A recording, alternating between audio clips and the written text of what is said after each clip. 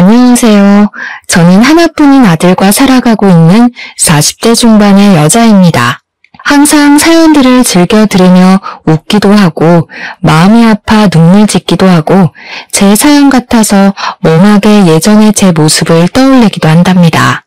저는 무리한 욕심을 부리지 않고 사는 걸 항상 마음에 새기고 있어요.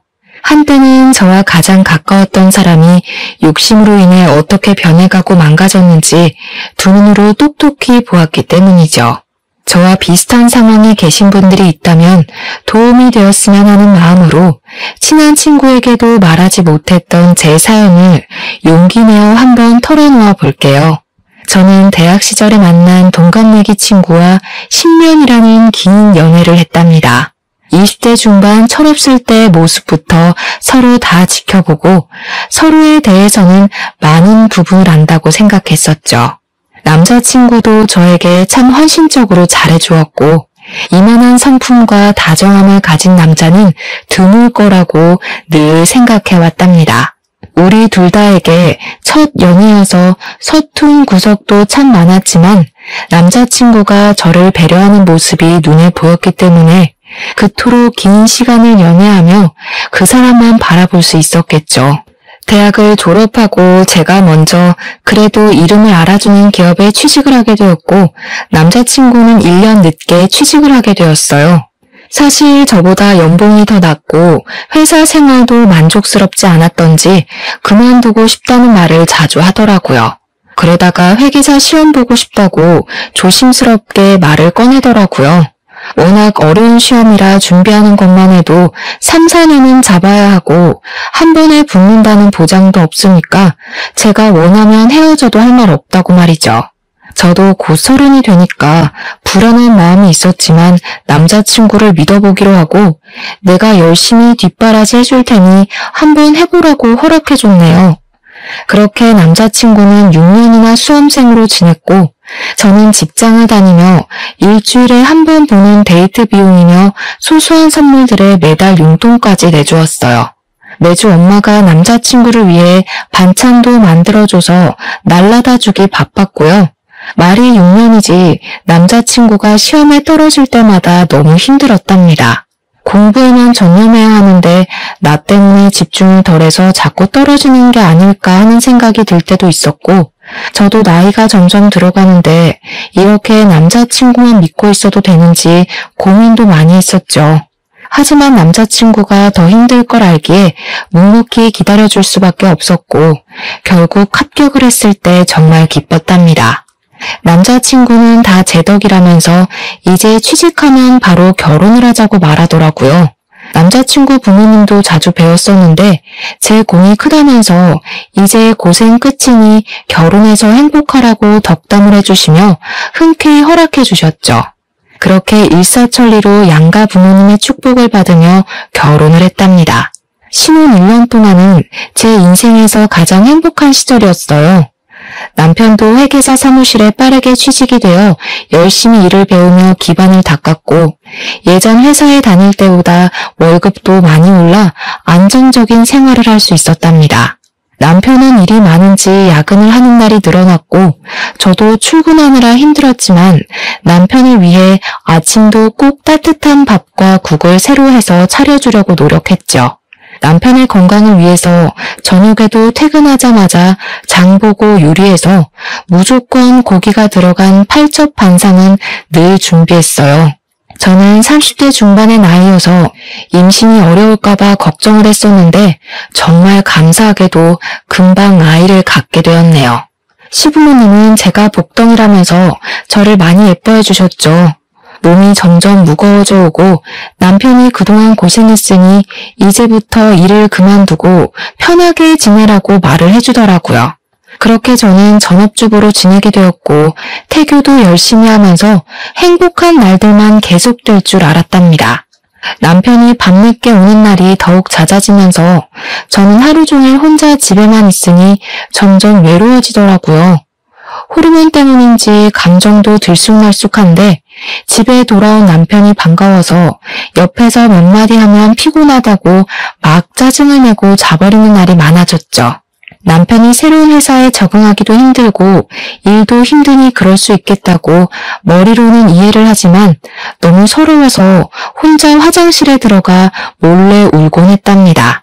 제가 이해하려고 해도 정도는 점점 심해져서 새벽에 들어오는 날도 생기기 시작했죠. 일을 새벽까지 하는 게 말이 돼? 진짜 사무실에 있다가 오는 거 맞아? 딴 데 있다 오는 거 아니야? 딴 데 어디? 네가 봤어? 너 말 이상하게 한다. 상사한테 깨지고 일하느라 피곤해 죽겠는데 마누라가 돼서 위로는 못할 망정 의심하냐? 솔직히 새벽 4시까지 일하다 왔다는 게 이상하잖아. 그리고 요즘 나한테 너무 소홀한 거 알아? 맨날 짜증만 내고 뱃속에 아기한테 인사나 제대로 해준 적 있니? 야, 애가 나온 것도 아닌데 네 배때기에 대고 중얼중얼 하라는 거야? 그건 또 어디 드라마에 나오디? 피곤해 죽겠는데 집에서 할 일 없이 노니까 별 쓸데없는 얘기를 하고 있어. 나 자기 나가. 저에게 이렇게 소리를 지르며 막말을 하는 게 정말 내가 연애 시절부터 만났던 그 남자가 맞나 싶더라고요. 싸울 때도 큰 소리를 낸 적이 한 번도 없었거든요. 너무 충격을 받아서 그 이후로 저도 남편에게 더 이상 말을 걸지 않았답니다. 그랬더니 저를 달래주기는커녕 투명인간 취급을 하면서 거의 밤늦게 오거나 새벽에 오는 일이 잦아졌죠. 어느 날 천천히 걸어서 집 앞에 마트를 다녀오는데 갑자기 밑이 빠질 것 같이 느껴지며 참기 힘든 통증이 밀려오더라고요. 걸을 수도 없어서 그대로 길바닥에 주저앉았답니다. 그날따라 주위에 지나가는 사람도 없어서 도움을 청하지도 못하고 혼자 식은땀을 흘리며 통증이 좀 가라앉기를 기다렸죠. 친정은 차로 1시간 걸리는 먼 거리에 있었고 시댁은 신혼집과 가까워서 시모가 자주 집에 오곤 했거든요. 저는 얼른 시모에게 전화를 걸었고 바로 달려온 시모와 산부인과로 갈 수 있었답니다. 병원에선 경부의 길이가 너무 짧아졌다며 수술을 바로 하는 게 좋겠다고 하더라고요. 그렇게 저는 수술을 하고 입원을 하게 되었죠. 아기를 위해선 계속 누워 있어야 한다고 하더라고요. 저는 병실에서 힘없이 축 늘어져 있었는데 갑자기 옆에 있던 시모가 짜증을 확 내더라고요. 넌 집에만 있는 애가 왜 경부 길이가 짧아지니? 줄넘기라도 했어? 하마터면 아기가 큰일 날 뻔했잖아. 그렇게 조심성이 없니? 제가 얼마나 조심히 지내는지 어머니가 자주 와보셔서 잘 아시잖아요. 왜 그렇게 서운하게 말씀을 하세요? 얘가 뭘 잘했다고 말대답이야? 우리 손주 잘못됐으면 어쩔 뻔했어. 우리 아들은 매일 힘들게 일하는데 넌 집에서 가만히 있으면서 애 하나 간수하는 게 그렇게 어렵니? 아기는 저 혼자 지키나요? 애 아빠가 얼마나 무심한지 아기 잘 있냐고 연락 한 번을 안 해요. 요즘 매일 새벽에 들어와서 얼굴도 못 보고 살아요. 보세요. 지금도 어머니가 저 병원에 있다고 전화했는데도 연락 한 통 없잖아요.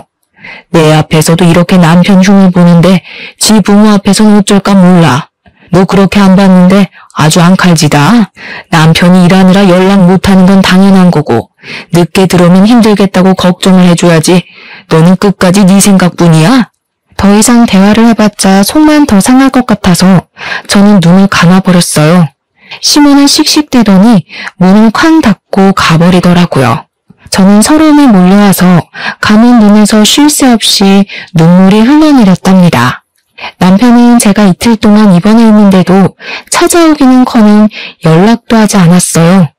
저는 친정아버지의 부축을 받아 집으로 돌아왔고 엄마가 옆에서 보살펴주시고 밥도 차려주셔서 기운을 좀 회복할 수 있었답니다. 친정 부모님은 남편의 태도에 화가 나셔서 한마디 하실 요량으로 밤늦게까지 기다리시다가 결국 집으로 돌아가셨어요. 남편은 또 새벽 늦게 술에 취해서 들어왔더라고요. 저는 침대에 누워있어야 했기 때문에 며칠째 씻지도 못하고 누워있었는데 남편은 방에도 들어오지도 않더라고요. 저는 결국 방으로 오라고 소리를 질러댔고 남편이 짜증이 가득한 얼굴로 들어오더라고요. 네가 인간이야? 내가 수술받고 입원해 있는데 괜찮냐는 연락 한 통 없을 수가 있어? 그리고는 또 새벽에 들어와. 이게 간땡이가 부었나? 어디 남편한테 막말을 해. 이래서 너처럼 수준 안 맞는 애랑 살 수가 없어. 너는 참 팔자 좋다. 남편이 회계사라 돈도 잘 벌어다 줘. 일도 안 하고 집에서 쳐놀고. 뭐? 쳐놀아? 내가 너 6년을 먹여 살렸는데 나는 1년도 집에서 못 노니? 거기다 네 애까지 임신했는데 너 툭하면 그 얘기하는데 내가 회계사 된 게 진짜 네 덕인 줄 알아? 내가 공부해서 내가 시험 붙은 거야. 네가 시험 대신 봐줬냐? 자꾸 네가 뒷바라지 했다고 발목을 잡아대니까 내가 정이 더 떨어지는 거야. 말 다 했어? 너 진짜 나랑 10년 연애했던 남자랑 같은 놈 맞니? 왜 이렇게 변했어? 아니 이게 네 본 모습이야? 아 시끄러워. 너랑 말싸움하기도 지겨워. 너 집에서 논다고 머리도 안 감냐? 돼지처럼 살이나 찌고 떡지고 냄새나고 진짜 역겨워. 에이. 남편이 코를 막는 신용으로 하면서 방문을 쾅 닫고 나가버리는데 진짜 기가 막히더라고요. 당장이라도 따라 나가서 멱살을 잡고 싶었지만 흥분하면 아기가 위험해질 수 있으니 저는 안간힘을 다해 마음을 진정시키려고 애썼답니다. 저는 시모에게 울면서 전화를 했는데 저에게 괜찮냐고 위로를 해주지도 않더라고요. 그러고는 아기가 우선이니까 일단 친정집에 가서 출산할 때까지 가 있으라고 쌀쌀맞게 말하는 게 아니겠어요? 저는 그렇게 몇 달 동안 친정집에서 지내며 출산 준비를 했답니다. 남편은 역시나 연락 한 통 없었고 친정아버지는 남편을 만나기만 하면 가만 안 둔다며 우라통을 터뜨리셨죠. 그렇게 저는 출산을 하게 되었답니다. 남편 없이 15시간 진통을 한 끝에 우리 아들을 만날 수 있었죠. 그래도 아기는 보고 싶었는지 저녁에 남편과 시부모와 함께 왔더라고요. 친정아버지는 남편을 보자마자 멱살을 잡고 네가 이러고도 남편이냐며 호통을 치셨어요. 시부가 중간에서 말리며 겨우 일단락이 되었는데 기가 막히게도 남편은 죄송하다는 말은 절대 하지 않더라고요. 역시 팔은 안으로 굽는다고 시부모도 제 편을 들지 않고 요즘 일이 많아 힘들어서 그런다며 이해를 좀 해달라고 아들을 감싸는데 정이 점점 떨어졌답니다. 아기가 태어난 후에도 더하면 더했지 남편은 조금도 달라지지 않았답니다. 밤늦게 들어와서 곤히 잠든 아기 얼굴만 쓱 보고 태평하게 코를 골며 잠을 잤죠. 중간에 아기가 깨서 울면 짜증을 어찌나 내던지요. 저는 완벽하게 독박 육아를 했어요. 남편은 정말 단 한 번도 아기를 위해 기저귀를 간다거나 젖병을 타는 일을 하지 않았답니다. 어쩌면 그렇게 자기 아이인데도 무신경할 수 있는지 신기할 정도였어요. 심지어 아기가 우는 게 너무 듣기 싫다면서 애가 울면 이어폰을 끼고 방문을 닫고 들어가 버리는데 뒤통수를 때리고 싶을 때가 한두 번이 아니었죠.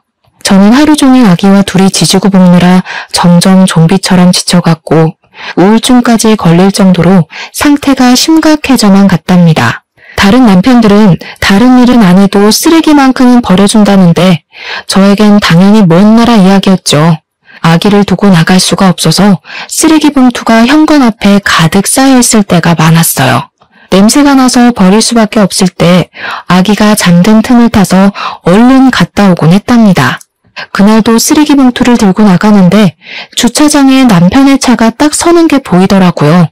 그런데 어떤 여자와 함께 내리는 게 아니겠어요? 저는 너무 놀라서 아기도 잊은 채 얼음처럼 굳어버렸죠. 두 사람이 다정히 웃으면서 서로 안기는 모습에 저는 폭발하고 말았답니다. 두 사람 앞으로 달려가서 소리를 질렀더니 남편이 놀라서 저를 바라보더라고요. 저를 돌아보는 여자가 제 모습을 위아래로 훑으면서 풋 하고 웃는데 기분이 정말 나쁘더라고요. 남편과 거의 비슷할 정도로 큰 키에 몸매가 눈에 띄게 날씬하더라고요. 긴 파마머리에 위아래로 붙는 정장 치마 블라우스를 차려입은 모습이었답니다. 제가 입을 떼기도 전에 그 여자는 옆동으로 쏙 들어가 버리는데 황당하더라고요. 둘이 껴안는 거 지금 다 봤거든? 저 여자 누구야? 너 바람 피우냐? 무식한 소리 좀 작작해. 너는 바람 피우는 여자랑 같이 집에 오냐? 우리 회사 중요한 고객이야. 내가 상담을 맡게 돼서 요즘 종종 만나서 회의하는 거고 알고 보니 같은 아파트여서 내가 데려다 준 거고 됐냐? 이 무식한 여팻네야. 너 진짜 말투 그따위로 할래? 너는 고객이랑 껴안니? 누굴 바보로 알아? 호구로 알아? 너 호구 아니었어? 하긴 너같이 해외 한 번 못 나가본 애들이 어떻게 이해하겠냐. 미국에서 워낙 오래 살아서 인사를 아메리카식으로 하는 거야. 그만큼 친근감 표시하는 거니까 무식하면 티를 내지 말고 그냥 입 다물고 있어. 남편은 저를 팍 치고 지나가 버렸고 저는 너무 화가 났지만 아기를 생각해서 이를 꽉 문 채로 집으로 들어갔답니다. 그 이후로 문득문득 두 사람의 모습이 자꾸 아른거리는 게 가슴이 콱 막히는 것 같았어요. 저를 비웃던 여자의 얼굴도 떠올라 화가 나기도 하고요. 저는 가끔 오시는 친정엄마 도움을 받으며 혼자 힘들게 아기를 키워나갔답니다. 그 사이 남편은 점점 새로운 옷이 늘어나기 시작했어요.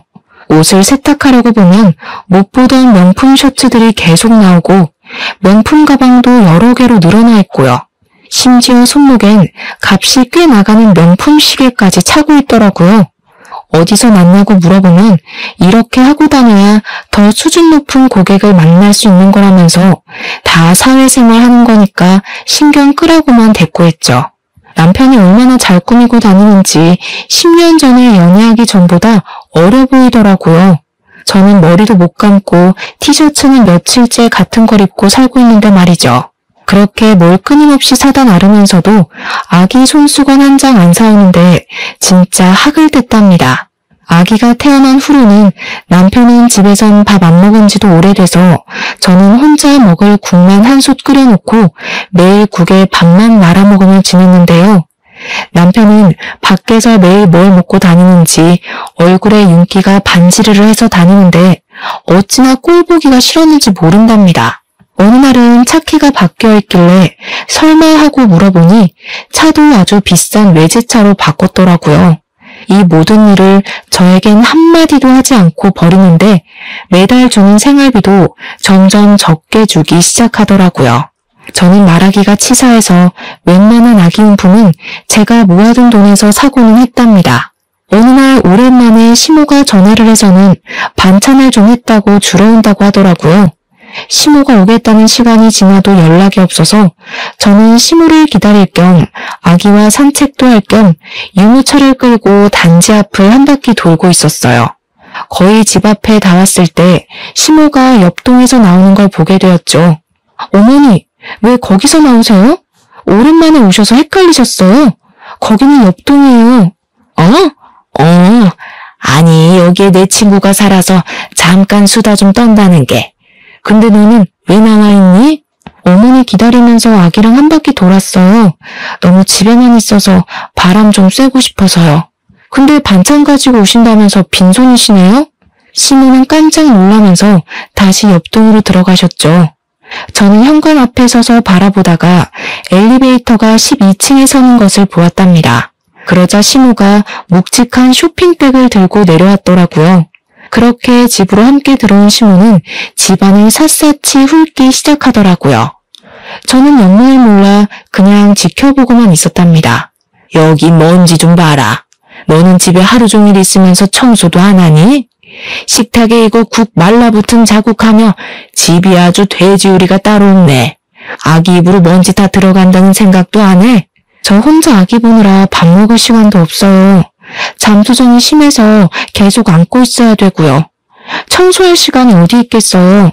어머니 아들은 집에 새벽에 들어와서 옷만 갈아입고 나가요. 애 얼굴도 안 보고요. 야, 누군 애 안 키워봤어? 난 애 둘 키우면서도 농사도 짓고 살림 다 했다. 지금은 빨래도 세탁기가 해줘. 청소도 청소기 돌리면 끝인데 힘들긴 뭐가 힘들어? 애 하나 키우면서 요새는 네 남편은 돈 버느라 하루 종일 뛰어다니는데 돈을 버는 건지 안 버는 건지 생활비도 점점 안 주는데 제가 어떻게 알겠어요? 도대체 밖에서 뭘 하고 다니는 건지 저도 궁금해 죽겠어요. 내 아들 힘들게 일하는데 생활비 적게 준다고 바가지 긁기만 해봐. 그리고 너 옷꼬락서니가 그게 뭐니? 네 남편이 너 그런 모습 보면 정 떨어질 만하다. 남편이 회계사면 너도 그 수준에 좀 맞게 하고 다녀야 남편 기가 살 거 아니야. 시모를 오랜만에 만난다고 반가운 마음이 들었던 것도 잠시였네요. 시모는 예전보다 더 쌀쌀맞고 못되게 저를 대하더라고요.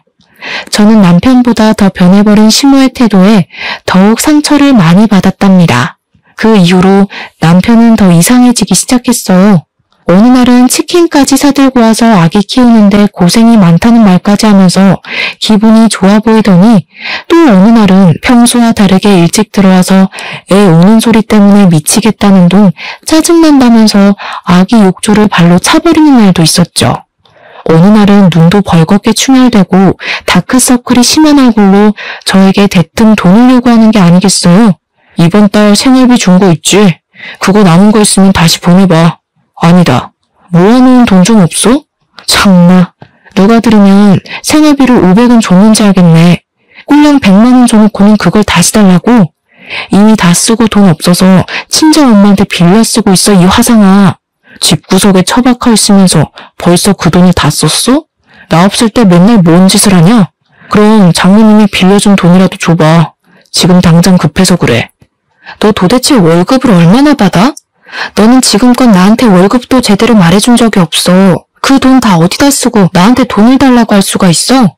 넌 입만 열면 그놈의 잔소리. 잔소리 때문에 내가 너랑 말을 하기가 싫은 거야. 남편이 돈 좀 달라고 하면 급한 일이 있구나 하고 넘겨주면 될 일이지. 재수없어 진짜. 너 진짜 어디 나사가 빠진 것 같아. 너 요즘 진짜 제정신 아니야. 너 정신 차리려면 그런 것 같다. 이제 네 꼴 보기도 싫으니까 어디 혼자 잘 살아봐. 저는 화가 머리끝까지 나서 아기와 함께 친정으로 가버렸답니다. 남편과 마주하는 게 너무 고통스럽고 넌덜머리 났기도 했지만 어디 한번 충격 좀 받아보라는 뜻도 있었는데 몇 주가 지나도 연락 한 통 없더라고요. 남편에게 들은 건지 못 들은 건지 시모 역시 아무 연락도 없는 게 이상했어요. 그러던 중에 은행 업무를 보려면 가져가야 할 게 있어서 남편이 없을 것 같은 오후 시간에 잠깐 집으로 가게 되었답니다. 집에 딱 들어가니 현관 앞에 남편의 신발과 여자 구두가 놓여 있더라고요. 순간 뒷골이 찌릿하게 당겨왔고 본능적으로 남편이 집에 있다는 걸 느낄 수 있었죠. 거실로 가자 빈 와인병과 잔 2개가 놓여 있고 안주로 먹은 듯한 음식 냄새와 술 냄새가 역겹게 나더라고요. 옷들도 거실 바닥에 어지럽게 흩어져 있었죠. 저는 조심스럽게 살짝 열려진 안방 방문을 열어보았답니다. 남편과 어떤 여자가 침대에서 자고 있더라고요. 저는 쇠망치로 머리를 세게 내려치는 것 같은 충격을 받아 억소리가 저절로 나왔답니다. 얼른 손으로 입을 꾹 눌렀어요. 이미 예전부터 심증이 있었던 상태였기에 증거를 잡아야 한다는 생각이 빠르게 스쳤답니다. 저는 곧바로 핸드폰으로 비디오를 찍었죠. 이젠 어떻게 행동해야 할지 정신을 가다듬으려고 노력하는데 마침 옷방에 걸쳐놓은 남편 양복에서 삐져나와 있는 핸드폰을 발견했습니다. 무슨 알림이 이렇게 많이 오는지 화면이 계속 깜빡이더라고요. 저는 핸드폰을 확인해 보았답니다. 어디로 입금하라는 메시지가 수도 없이 와 있고 전화도 몇십 통이 와 있더라고요. 얼른 사진들을 확인해 봤는데 상간녀와 찍은 사진은 없고 주식 그래프 같은 알 수 없는 그래프만 많더라고요. 어쩐지 수상한 느낌이 들어서 그 중에서 몇 장을 제 핸드폰으로 옮겨 담았답니다. 남편의 핸드폰을 제자리에 놓는 동시에 안방 문이 벌컥 열리는 게 아니겠어요. 한 여자가 표독스러운 눈빛으로 저를 쳐다보더라고요. 제 예상대로 예전에 남편과 주차장에 함께 있던 여자가 맞았습니다. 여자의 의기양양한 표정을 보니 속이 뒤틀려왔죠. 웬 도둑고양이가 들어왔나 했는데 사모님이셨네? 왜? 다 봤으면서 조용히 나가시려고? 그때 눈치챈 줄 알았는데 무슨 꿍꿍이가 있어서 잔잔한가 했더니 이렇게 증거 모으려고 조용히 있었던 거야? 야, 너는 남의 남편이랑 불륜이나 저지르면서 부끄러움도 없니? 어디서 잘난 척이야 상간녀 주제에. 저는 화가 나서 바로 상간녀의 머리채를 휘어져 봤어요. 상간녀가 흰자를 뒤집어 까면서 제 머리를 잡으려고 팔을 휘젓더라고요. 저는 안간힘을 다해서 머리카락을 마구 뽑아댔어요. 상간녀가 비명을 지르기 시작했죠. 너 아파트 옆동에 사는 거 내 남편이 해준 거 맞지? 이제 다 알겠네. 생활비도 안 주고 돈 달라고 할 때 알아봤어야 하는데 다 니년한테 퍼주느라 그랬어? 그때였어요. 갑자기 눈앞에 별이 번쩍했는데 정신을 차려보니 제가 식탁까지 날아가 있었죠. 눈앞에는 저를 패대기 쳐버린 남편이 벌개진 눈으로 씩씩대며 노려보고 있더라고요. 지발로 나갈 땐 언제고 왜 기어들어와서 난리를 쳐? 감히 누구 머리채를 잡아? 니까짓 게. 야, 당장 나가. 너랑은 끝이야. 이혼 서류 보낼 테니까 도장 찍어 보내. 남편은 제 멱살을 잡고 현관까지 질질 끌고 갔답니다. 저는 버텨보려고 악을 쓰며 남편을 핥히고 방방 뛰었지만 황망하게도 아파트 복도까지 끌려나갔고 문이 쾅 닫히더라고요. 문이 닫히는 순간에 저를 비웃던 그 상간녀의 얼굴을 지금까지도 잊을 수가 없네요. 배신감과 수치심이 몸이 사시나무 떨듯이 떨려오더라고요. 저는 이를 악물고 시댁으로 향했죠. 저를 본 시모가 깜짝 놀라더라고요. 어머니, 지금 그 작자가 뭘 하고 있는 줄 아세요? 제가 지금 그 인간이 다른 여자랑 침대에서 자고 있는 걸 봤어요. 싹싹 빌어도 모자랄 판에 저한테 이혼하자네요. 저도 저런 개차반이랑 더 이상 살 미련은 없지만 너무 억울해서 어머니한테 왔어요. 결국 이 사달이 났구나. 일단 좀 진정을 해라. 너한테는 미안하지만 네 남편이 그 여자 아니면 죽겠다는데 어쩌겠니? 사실 여자 사귀어본 게 네가 처음이었으니 더 잘난 여자들도 많다는 걸 이제 한 걸 어쩌겠어? 네? 뭐라고요? 그럼 어머님도 알고 계셨다는 거예요? 제가 안 그래도 확인하려고 왔어요. 저번에 옆동 가셨던 거, 그 상간녀 집에 간 거 맞죠? 도대체 언제부터 아신 거예요? 손주 보기 부끄럽지도 않으세요? 자식 이기는 부모 있니? 그 여자랑 안 살면 죽어버린다는데 어떻게 그럼? 너도 봐서 알 거 아니야. 솔직히 너랑 비교가 되니? 키 크고 예쁘고 거기다가 미국 명문대까지 나왔단다. 지금은 그 뭐냐? 암튼 큰 투자회사 다니면서 돈도 잘 번대. 솔직히 지금 우리 아들이 회계사인데 너보다는 그 애가 더 수준이 맞지. 어머니도 제정신이 아니시네요. 아들이 와이프랑 자식도 내팽개치고 불륜을 저지르는데 그걸 맞장구 쳐주는 게 맞는 일이에요? 하긴 어머니가 양심이 전혀 없으니까 아들도 똑같이 닮아서 이런 인간 같지도 않은 일을 벌였겠죠. 그때 시모가 제 뺨을 철썩 때리는 게 아니겠어요. 저는 얼얼한 뺨을 감싸쥐고 시모를 노려보았답니다. 사람이 충격을 여러 번 받으면 이렇게 정신이 나가는구나 싶은 생각이 들더라고요. 듣자 하니까 아주 막 나가. 네 본 모습을 보니까 빨리 헤어지게 하고 그 애한테 새 장가 보내야겠다. 네 수준에 회계사 남편 뒀으면 감사합니다 하고 수발이나 잘 될 것이지. 남편 바가지나 긁어대고 막말이나 해대고 뭔 의리를 지키겠다고 이런 그 마음 맞는 애랑 결혼까지 시켰는지 내가 후회 막심이야 아주. 우리 아들 발목 잡지 말고 당장 갈라서. 제가 계속 노려보자 시모가 다시 한번 손을 올리더라고요. 저는 시모의 손목을 힘껏 잡아 비틀어 내렸어요. 시모가 아프다며 소리를 빽 지르더라고요. 저한테 이렇게 하신 거 꼭 후회하는 날이 올 거예요. 하나뿐인 손자 얼굴도 다시는 못 보실 테니 부디 그 여자한테서 손녀, 손자 많이 얻길 바랄게요. 저는 시모의 손목을 팍 던져버리고 시댁을 나왔답니다.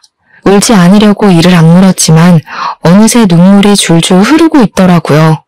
정처 없이 걸어가는 내내 남편을 처음 만난 순간부터 지금까지의 일들이 단편 영화처럼 차르륵 머릿속을 지나갔답니다.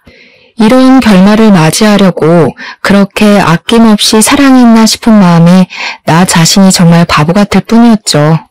그렇게 며칠이 흐를 동안 어떻게 해야 할지 무수히 고민을 했답니다. 일단은 상간녀를 만나 얘기를 하던 싸움을 하던 해서 그 내용을 녹음을 해두자는 생각이 들었죠. 저는 전에 시모가 12층으로 갔던 기억을 살려 무조건 12층으로 올라가 봤어요. 두 집 중에서 어느 쪽일까 잠시 고민하는데 한 집에서 남녀의 대화 소리가 시끄럽게 들리더라고요. 저는 그 집 현관문에 귀를 대고 들어보았는데 상간녀의 목소리가 똑똑히 들려왔답니다. 이제 거의 다 탄 것 같지? 더는 돈 나올 구멍이 없는 것 같은데 보증 몇 개만 더 할까? 정확하게 무슨 내용인지는 알 수 없었지만 여자의 육감은 무섭다고 촉이 대충 오더라고요. 저는 조용히 친정집으로 돌아와서 그 여자 신상에 대해서 알아보기 시작했답니다. 남편이 자기 회사 고객이라고 했던 말이 떠올라서 남편이 일하는 회계사무실로 전화를 걸어 슬쩍 물어봤죠. 남편 이름을 대고 와이프라고 하자 전화를 받은 직원 목소리가 바로 쌀쌀맞아지더라고요. 남편이 담당하는 고객은 딱 한 명뿐이라고 하길래 제가 대충 상간녀의 인상착의를 말하며 아닌 척을 하자 별 의심 없이 여자의 이름과 투자회사 이름을 알려줬답니다. 인터넷 검색을 해보니 투자회사 이름으로 된 사이트가 나오긴 하더라고요. 사이트를 보는데 주식 그래프 같은 게 있고 거기에 있는 로고가 낯이 익었답니다.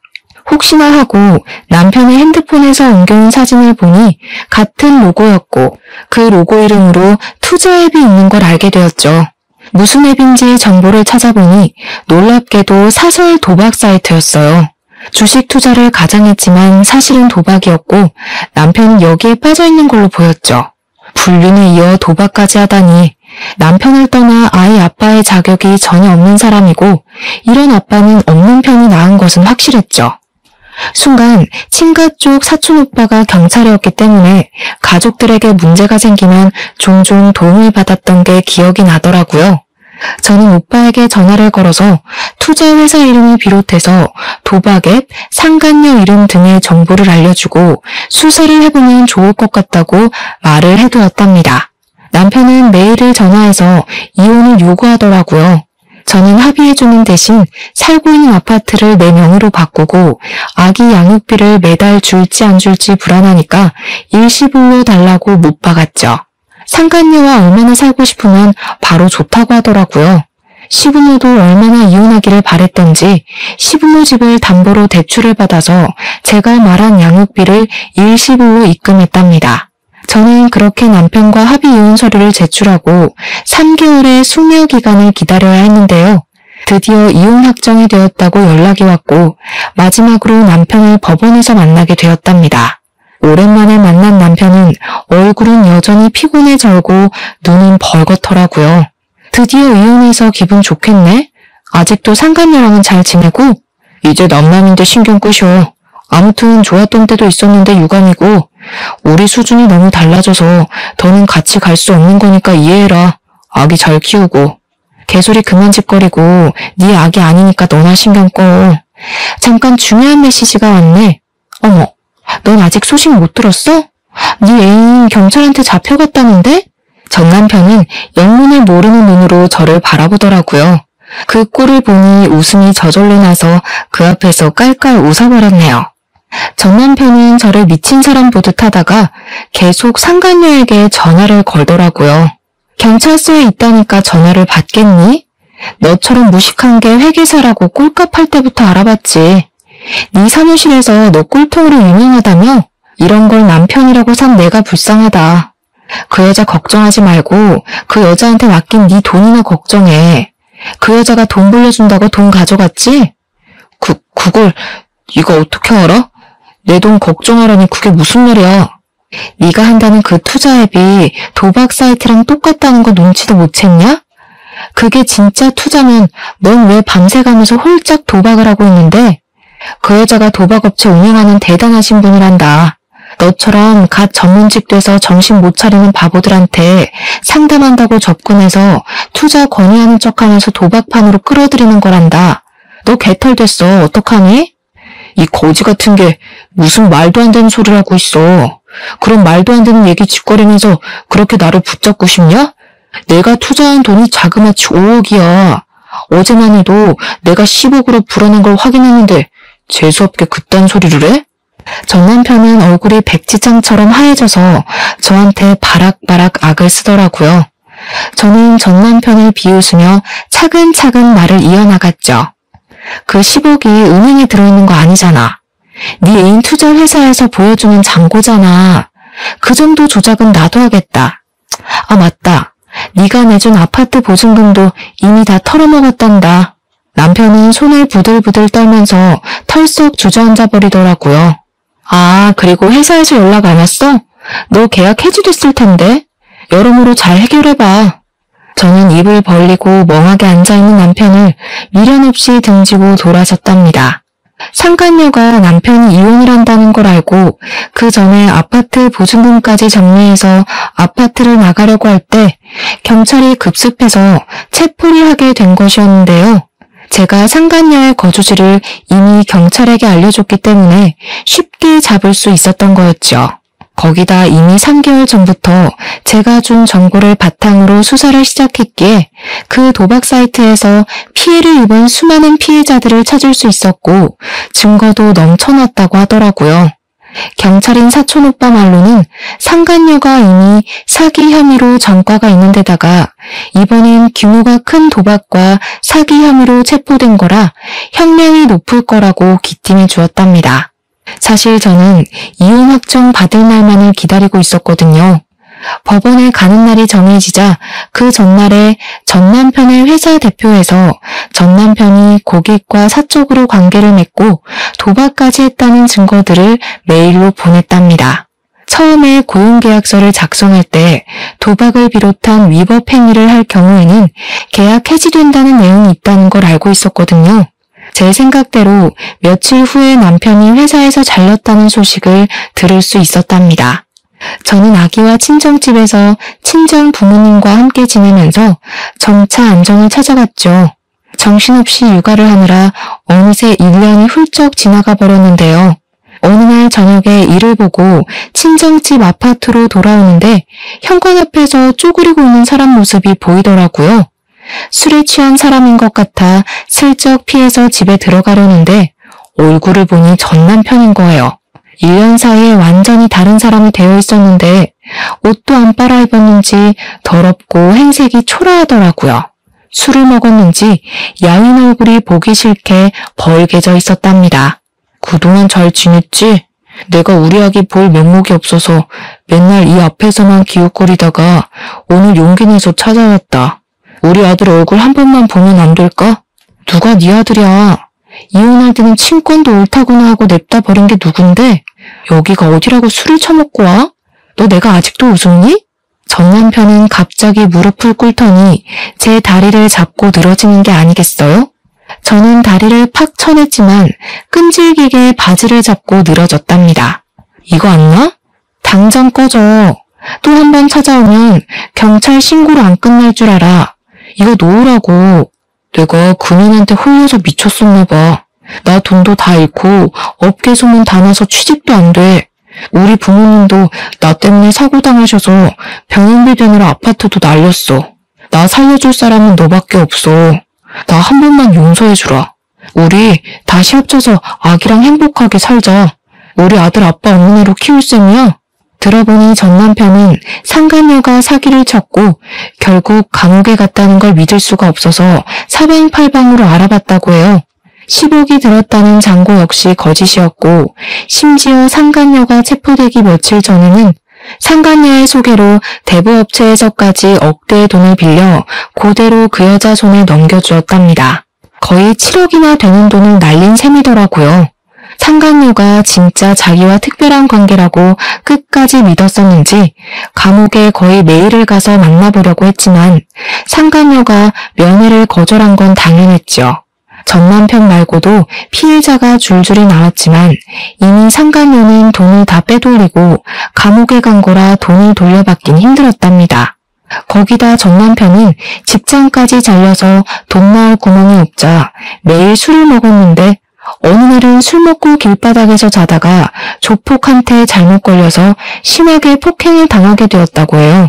경찰에 연락을 받고 시부모가 급하게 경찰서에 오다가 교통사고가 났고 시모가 크게 다쳐서 지금까지도 의식이 없다더군요. 우리 다시 합치자. 네가 나 도와주면 나 금방 일어설 수 있어. 우리 부모님도 너랑 손주가 너무 보고 싶으시대. 우리 아들이랑 같이 병원에 한번 가주면 안 될까? 전 남편이 짓거리는 소리를 듣고 있으니 화가 점점 머리 끝까지 올라왔습니다. 저는 제 다리를 끌어안고 있는 전 남편을 세게 밀쳐버리고 집 안으로 들어갔어요. 부모님이 시끄러운 소리를 들으셨는지 현관 앞에 서 계시더라고요.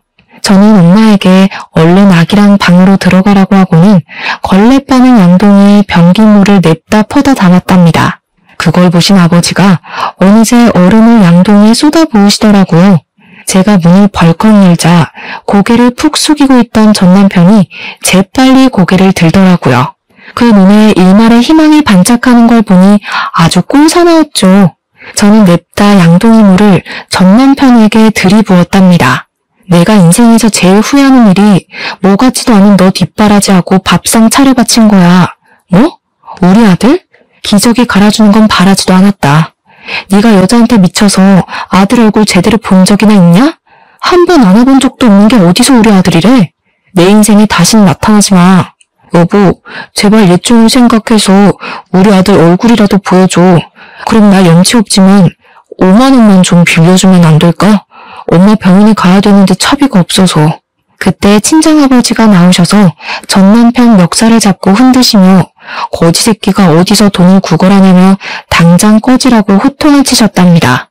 아버지가 전 남편을 아파트 출입구까지 질질 끌고 와서 패대기를 치셨고 저는 창문을 통해서 전 남편이 땅바닥에 구르는 모습을 지켜봤죠. 어이없는 건 그 후로도 몇 번을 더 찾아왔다는 건데요. 저는 일절 상대하지 않고 친정아버지가 해결해 주시고 한 분은 경찰 사촌오빠까지 와서 전 남편에게 호통을 치셨어요. 그 후로는 무서웠는지 더는 찾아오지 않았답니다. 마지막까지 정말 비겁하고 찌질한 인간이라는 걸 확인시켜 주더라고요. 그렇게 저의 청춘을 다 바쳤던 전 남편과의 인연은 안 좋게 끝났지만 그렇다고 제가 살아온 인생을 다 부정하고 후회하지는 않는답니다. 그 과정에서 제 보물인 저의 아들을 얻을 수 있었으니까요. 저는 아이가 어린이집에 다닐 수 있게 되어 본격적으로 취직 준비를 하기 시작했어요. 언제까지나 친정 부모님에게 기댈 수는 없으니까 말이죠. 아이와 둘이 독립하여 살기 위해 안정적인 일을 구할 수 있는 자격증도 땄답니다. 덕분에 저는 집에서 가까운 회사에 취직을 할 수 있었고 지금은 전셋집을 얻어 아이와 씩씩하게 살아가고 있죠. 인생을 살면서 언제나 좋은 일만 있을 수도 없고 나쁜 일만 계속되지도 않는 것 같아요. 그저 매일 주어진 하루에 감사하며 충실하게 살아가려고 한답니다. 일을 힘들게 하고 돌아와서도 아이와 장난치고 꼭 안고 잠들면 모든 근심이 사라지는 것 같아요. 사연을 들으시는 분들 중에서 지금 벅차고 힘든 상황에 계시더라도 곧 지나갈 테니 조금만 더 힘내시라는 말을 전하고 싶네요. 들어주셔서 감사합니다.